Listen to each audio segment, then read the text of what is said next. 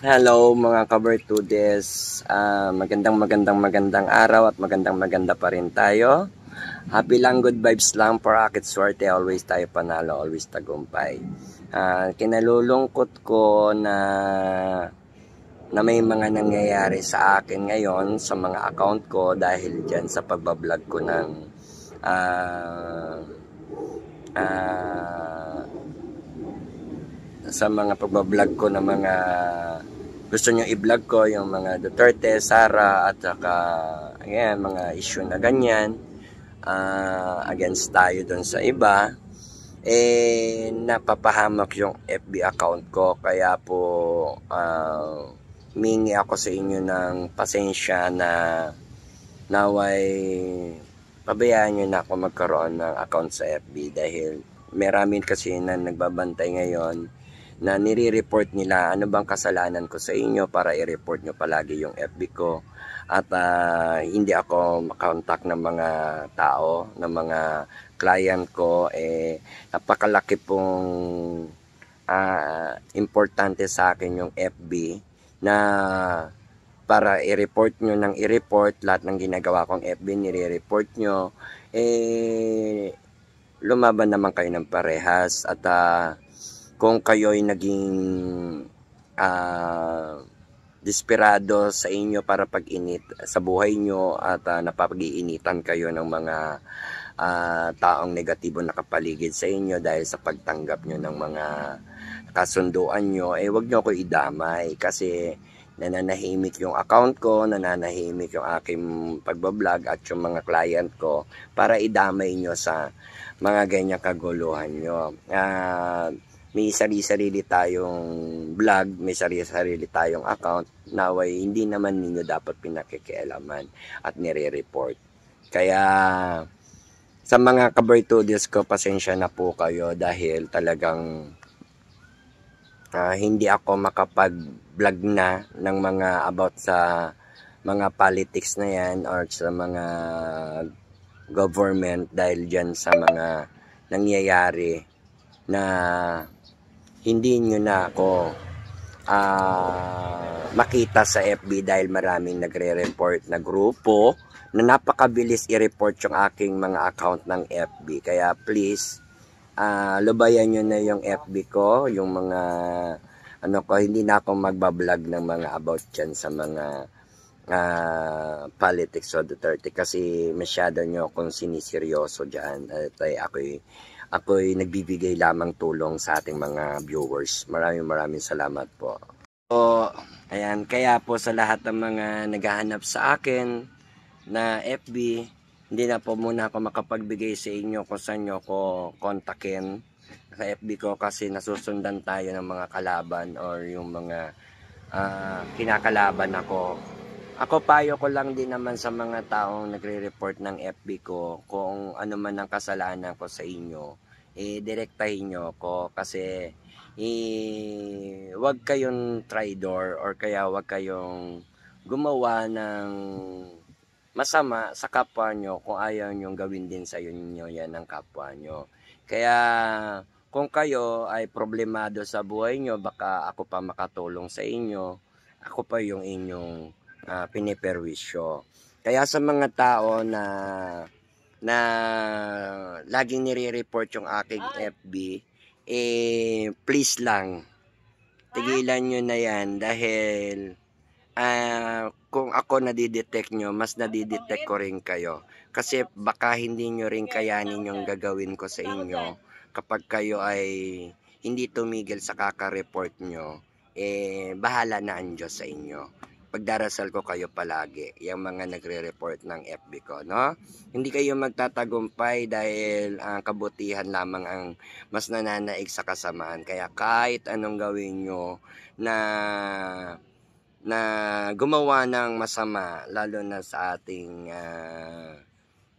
kapwa o sa mata ng Diyos, ay hindi kayo magtatagumpay. Matakot kayo sa Diyos, huwag kayong matuwa sa demonyo dahil kung kayo ay natutuwa sa mga ganyang gawain nyo na kayo ay hindi naman ginagalaw o pinakikialaman,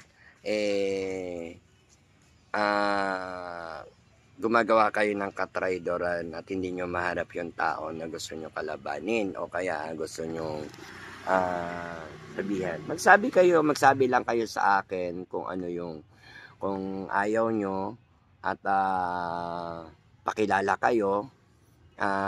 Wala yung problema basta mapag-usapan natin ng maayos kasi hindi naman ako talaga tumatanggap ng bayad. Wala akong tinatanggap na bayad. Kaya hindi ako desperado o kaya balisa. Kung kayo ay nababalisa dahil wala kayo na i-report sa mga gusto nyo i-report dahil kayo'y bayad at binabayaran,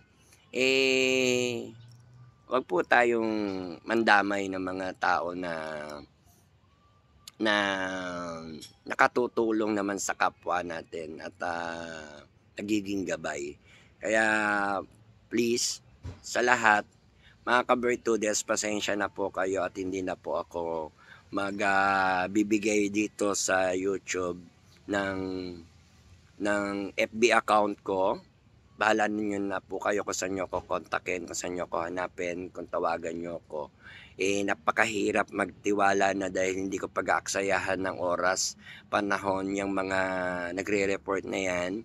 At pinagdidiskitahan yung mga FB ko na lahat na ginagawa kong FB. Nire-report nila at ganong kabilis kung paano nila i-report, malaman lang nila. Nawa, pag iyak ng mga gumagawa ng ngayon, tuloy-tuloy nyo lang, makakabuti yan sa buhay nyo at makakaganda yan sa buhay nyo. Sa buhay nyo kung sa tingin nyo hahaba pa ang buhay nyo sa ginagawa nyo yan. Let's go on. Kayo nang bahala kung anong gusto nyo gawin sa buhay. Pero panalangin ko na tandaan nyo, hindi natutulog ang Diyos. Laging nakatingin yan at mas pinoprotektahan ng Diyos kung ano ang mas may nagagawang kabutihan sa mundo. Ayan. At sa mga kapwa-tao natin. Magkaroon kayo ng takot kasi nakakadagdag lang kayo ng stress. Ako ayoko ng mga stress na yan. Hindi kasi ako mahilig sa mga sa mga marurupok na tao at saka yung mga ang pangalan nito, mahihinang nila lang at umaasa lang sa mga bayad-bayad niya ng katulad ng mga para gumawa ng masama. Bahala kayo sa buhay nyo.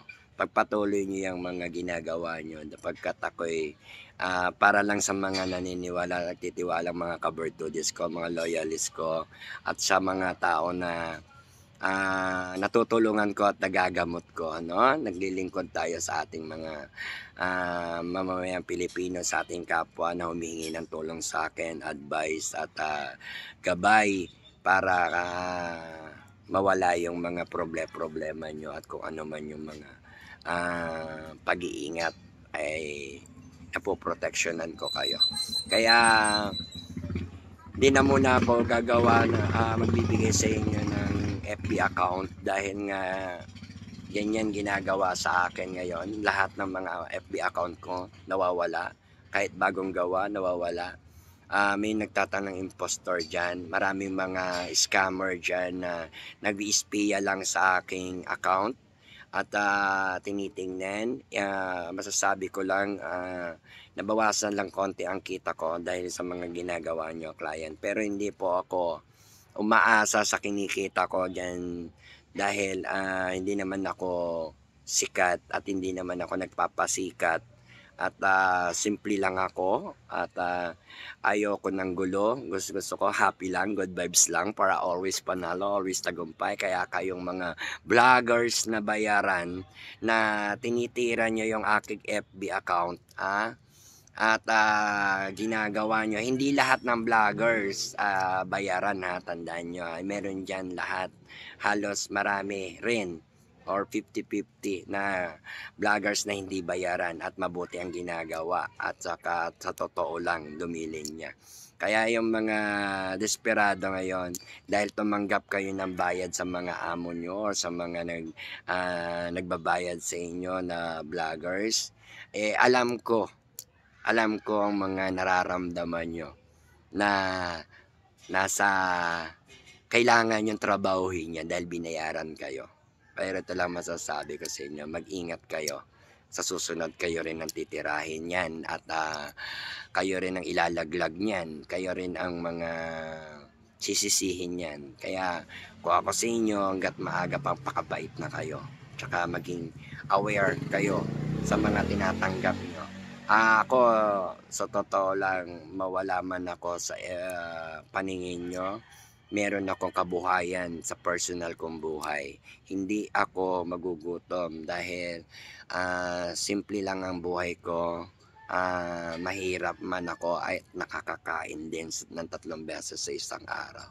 Kaya po, kaya yung mga tao na nagbabantay ng FB account ko at laging nire-report, congratulations sa inyo sa susunod na yugto. Kayo naman ang makakaranas ng hindi maganda sa inyong sarili, kalusugan at buhay-buhay nyo. Kaya hindi nyo man ako tigilan sa pag-re-report niyan, bahala na kayo sa buhay nyo. Basta lahat ng sinabi ko mangyayari. Yung mga nagre-report sa akin yan sa FB, tandaan nyo yung mga sinabi ko sa inyo. Na gagawin din yan sa inyo ng mga tao makahanap kayo ng katapat. Di man ako ang gumanti sa inyo, may Diyos tayo na palagi nakatingin sa mga pag-iisip at sa ginagawa ng ating pamumuhay dito sa mundo. Kaya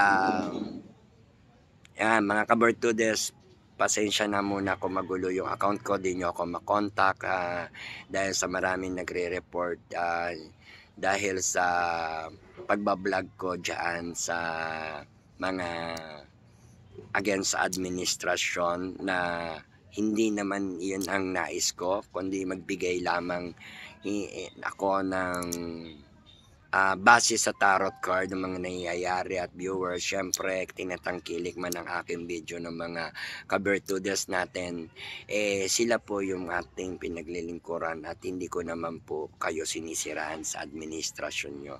Dahil nasabi na lahat ng mga tarot card reading ko dyan sa mga nakaraan at until now pa rin nandyan pa rin yun. Ulit-ulitin nyo lang po yung video ko, makukuha nyo at mabubuo nyo yung mga sangkap at kabuuan ng lasa o ng katunayan at katotohanan dyan sa aking video. Kaya sa mga nagre-report ng FB ko palagi, congrats sa inyo. Maraming salamat sa mga ginagawa nyong ganyang pagre-report ng mga kapwa nyo vloggers at hindi ko nilalahat ang mga vloggers. Maraming mga vloggers na matitino, mababait at mapagbigay, professional moves at professional gratitude and attitude yung mga ginagawa nila.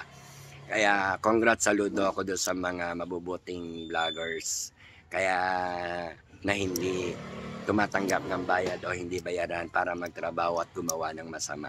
Sa mga kabutihang vloggers na gumagawa ng mabuti at pinaglalaban ng katotohanan at ang mga nangyayari, congrats sa inyo, pagpatuloy nyo lang yung kabutihan nyo dahil wala namang ibang mananaig talaga sa ending kundi ang kabutihan, no? Hindi ang kasamaan. Kaya maraming salamat po sa mga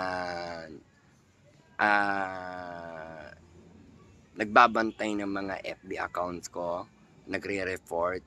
Maraming salamat sa inyo. Naway guminhawa pa ang hininga mo at maging maayos ang buhay mo at maging masaya ka sa mga ginagawa mo. Pagpatuloy mo lang yan dahil diyan ka masaya, choice mo yan. It's not my problem anymore. Maraming salamat mga kabartudes at gustuin ko mag-vlog talaga ng tarot card reading, anong topic, sinong topic, ganyan. Kung against naman sa administrasyon ng iniisip nila, nagiging against sa administrasyon yung mga hula-hula ko, ay wag na lang po. Maraming salamat po sa inyo. At bahala na ang Diyos sa mga taong nagre-report ng aking FB. Maraming salamat po sa inyo. At gabalian kayo ng Panginoon nyo. And because my God is true, my God is very perfect, my God is God of God. Ano? Panalangin ko sa Diyos ko sa lahat ng mga Diyos nyo. Maraming salamat sa lahat ng mga Diyos ng mga Diyos. Yun po lang yung aking pinaniniwalaan at nasa puso ko, nasa isip ko. My God is perfect and my God is true. Kaya maraming salamat po. Kung kayo may kahilingan, dapat lagi ang inyong sasabihin. And God bless you. More power, more blessings sa inyo. Sa lahat po ng mga nagre-report talaga ng FB ko. Mag-iingat din kayo dahil hindi natutulog ang Diyos. Laging nakatingin yan sa inyong mga ginagawa. Kaya hindi mo na ako magbablog ng mga tarot reading against sa administrasyon or tinuturing nilang against sa administrasyon, sapagkat yun parang ginagawa ko base lamang sa tarot card at sa mga gusto ng mga viewers ko o sa mga gusto ng mga nagre-request, pero hindi po ako against sa mga administrasyon natin. Nagbibigay lang po ako ng mensahe at message base sa tarot card at hindi po ako gumagawa ng kwento para lang kayo'y siraan o kaya kayo gawin, sapagkat ang nakikita ng taong mali ay mali. Ang nakikita ng kamalian mismo ang mga taong bayan at ang mga tao ang makakakita ng mali. Kaya nga huwag maging magpakita ng kagaspangan sa mga tao para hindi pulaan o kaya hindi tayo pag-isipan ng masama. Kaya sa lahat talaga, pasensya muna at hindi ako makakapag-focus muna sa pagbablog dahil in my personal, marami naman po ang client at ako po ay nakakakain naman ng 3 beses sa isang araw. At hindi po ako nagpapasikat sa vlog at hindi po ako nagpapasikat sa aking mga ginagawa nyo. Nakita nyo na hindi naman ako marami mag-vlog, pa isa-isa lang. Kaya nakakalungkot dahil lahat ng account ko nire-report at nahihirapan akong kontakin ngayon ng mga client ko. Kaya pasensya na po sa mga client ko. Lilo na tayo muna dahil si Madam Bertudes ay hanapin nyo lang sa inyong sariling mga paraan na makontak nyo ako. Maraming salamat po sa mga napagaling ko at natulungan ko at sa lahat ng mga nagpapagaling pa. Gumaling kayo tuloy-tuloy at sa mga natulungan ko, maraming salamat po sa inyo. Pagpapatuloy nyo lang po ang inyong pagiging tagumpay. Magtagumpay tayo at supresahin natin sila. Magtagumpay din kayo at supresahin nyo sila. Maraming salamat. Sobra talaga, hindi ako makapag-focus sa pagbablog dahil sa maraming nagre-report ng FB ko. Ayan, nasusundan nila at nire-report nila. Kalungkot pero hindi naman ako mamamatay at magugutuman kung wala man akong kikitain sa social media dahil may sarili po akong hanap buhay sa aking personal na buhay kahit wala ako sa social media. Maraming salamat po sa inyo. Thank you very much po. Yan. Yung mga nagre-report palagi, tandaan nyo. Bilang lang kayo ng araw. May kalalagyan din yung inyong mga account tulad ng ginagawa nyo sa mga walang kasalanan sa inyo. Maraming salamat. Ang karma is real. Papasa Diyos natin yan lahat. Thank you very much po.